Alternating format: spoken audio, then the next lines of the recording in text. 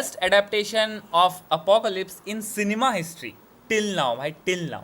चलो बात करते हैं एक्समैन 97 सीजन 2 एपिसोड नंबर 4 के बारे में। स्पॉइलर अलर्ट, अगर आपने एपिसोड अभी तक नहीं देखा है तो जाओ देख के आओ, फिर इस वीडियो को देखना। एपिसोड का नाम है rise of the apocalypse part 2। और भाई मार्वल ने first edition rise of apocalypse comic को almost frame by frame adapt किया है। और सबसे इंटरेस्टिंग बात, तुम्हारे भाई ने लास्ट वीक ही इसी चीज़ जो चीज़ अभी हुई है ना, इसी पर वीडियो डाली है। उससे पहले देख के आओ, फिर इस वीडियो पे आना, क्योंकि उससे तुम्हें आइडिया लग जाएगा कि कॉमिक्स में क्या हुआ था और इस एपिसोड में क्या होने वाला है। जाओ, एपिसोड एग्जैक्टली वही से शुरू होता है जहां एपिसोड 3 खत्म होता है। एनसबानूर खुद को बिट्रेड फील कर रहा है, सवा मार चुका है और उसके अंदर का जो रेज है ना, अभी वो बाहर निकल रहा है। चार्ल्स ज़ेवियर्स उसी रेज को तुरंत ही फील कर लेता है। एपिसोड 3 में हम देखते हैं कि मैग्नीटो किस तरीके से नूर को मोल्ड करने की ट्राई करता है, राइट। इस एपिसोड में चार्ल्स खुद से आगे आता है। वो मैग्नीटो नहीं यार, वो नूर को समझाता है कि किस तरीके से वो लोग फ्यूचर से यहाँ पे आए हैं, 90s के टाइमलाइन से यहाँ पे आए हैं। वो किस तरीके से यंग म्यूटेंट्स का हेल्प करता है और उसी तरीके से वो नूर की भी मदद कर सकता है अगर नूर उसे अपने दिमाग में इन्फिल्ट्रेट करने को अलाउ करे तो। और नूर मान जाता है।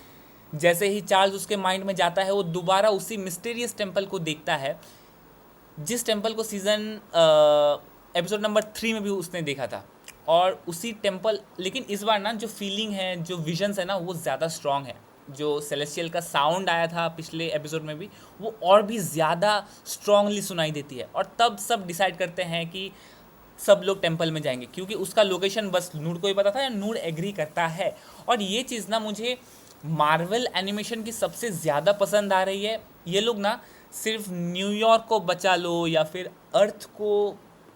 अर्थ का इन्वेजन है उससे बचा लो लोगों को वाली स्टोरी से थोड़ा वो लोग खुद को अपलिफ्ट कर रहे हैं। वो लोग उसको उसी चीज़ से उसको खुद को लिमिट नहीं कर रहे हैं। और ये कॉमिक्स की ना सबसे बड़े बड़े जो माइथोलॉजिकल आर्क्स हैं, जो कॉस्मिक लोर्स है या फिर यूनिवर्सल लेवल जो क्राइसिस है, उसको काफ़ी अच्छे से अडेप्ट कर रहे हैं। साथ ही नेचुरली जो अब तक दिखाए गए जितने भी एक्समैन के कैरेक्टर्स हैं, उनको काफ़ी अच्छा स्क्रीन टाइम, काफ़ी लंबा स्क्रीन टाइम मैं नहीं बोलूँगा, लेकिन काफ़ी अच्छे से कनेक्ट कर रहे हैं। और ऑनेस्टली तुम्हें ये फील होती है बीइंग ए व्यूअर, और ये अप्रोच मुझे काफ़ी अच्छा लग रहा है, ठीक है।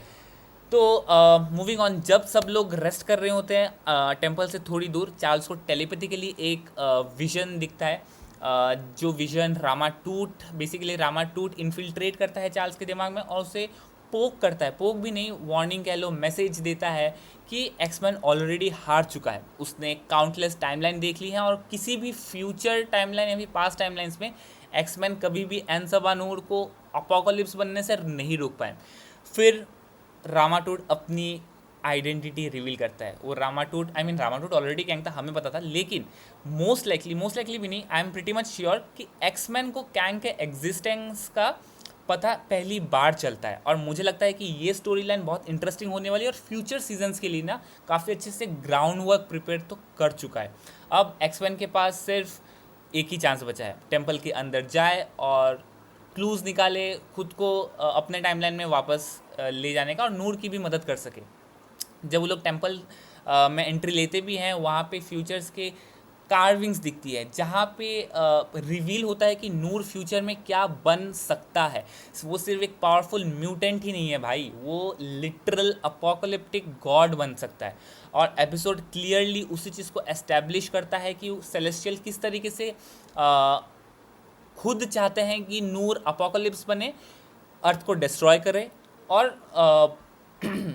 जब अर्थ डिस्ट्रॉय होगा तो there is a possibility of rebirth of the celestial. सोचो, एक ही एपिसोड में इतने सारे cosmic elements, Apocalypse, Kang, Rama-Tut, दोनों सेम ही है, सेलेस्टियल, ये किसी एक सुपर हीरो या फिर एक टीम का स्टोरी क्या उनके बस की बात नहीं है भाई, ये बल्कि पूरे मार्वल यूनिवर्स के स्केल की स्टोरी फील होती है। और फिर वही होता है जो डेस्टिनी में लिखा था, जो नूर के डेस्टिनी में लिखा था। नूर सेलेस्टियल का सेलेस्टियल का ऑफर एक्सेप्ट करता है और अपोकलिप्स बन जाता है। टेम्पल रिवील होता है कि वो एक एक्चुअली जाइगेंटिक शिप है, सेलेस्टियल शिप है बेसिकली, जिस शिप में सेलेस्टियल ट्रेवल करते हैं। और रुक क्यों रहा हूँ यार। अपोकलिप्स रामाटूट के किंगडम पर एक डिवास्टेटिंग ब्लास्ट करता है। रामाटूट वहाँ से भाग निकलता है। ना ही इस टाइमलाइन को तो वो कॉन्कर नहीं कर पाता, ठीक है। और उसका जो ऑब्जेक्टिव था नूर को अपोकलिप्स बनाए, वो तो कर लेता है वो किसी ना किसी तरीके से। लेकिन नूर को कंट्रोल फ़िलहाल तो ऐसा दिखता है कि वो फ़िलहाल अपोकलिप्स को कंट्रोल नहीं कर सकता है, क्योंकि एटलीस्ट अपोकलिप्स बट पता नहीं यार, रामाटूट के काफ़ी ज़्यादा स्कीम्स है, कुछ भी हो सकता है।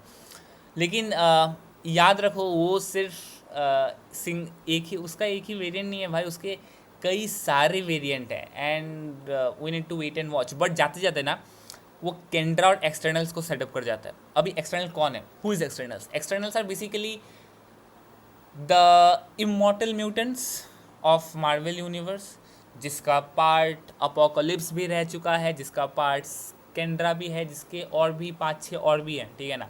और मोस्ट लाइकली इस सीज़न के मेन एंटेगनिस्ट वही होने वाले हैं, ठीक है। क्योंकि अपोकलिप्स अभी भी इजिप्ट में ही है, केंड्रा भी अभी भी इजिप्ट में है, and for sure they will meet.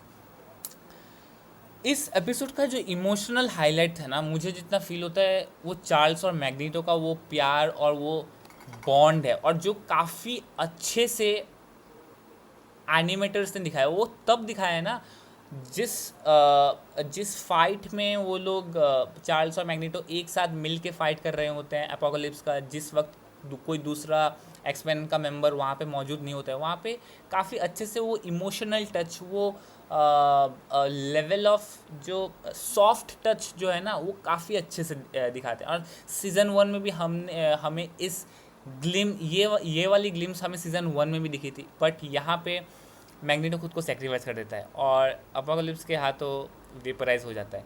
I am not sure if Magneto can return back और not, because there are many ways. Atomic level पे वो खुद को रीस्ट्रक्चर कर सकता है वगैरह वगैरह एट्सेट्रा एट्सेट्रा।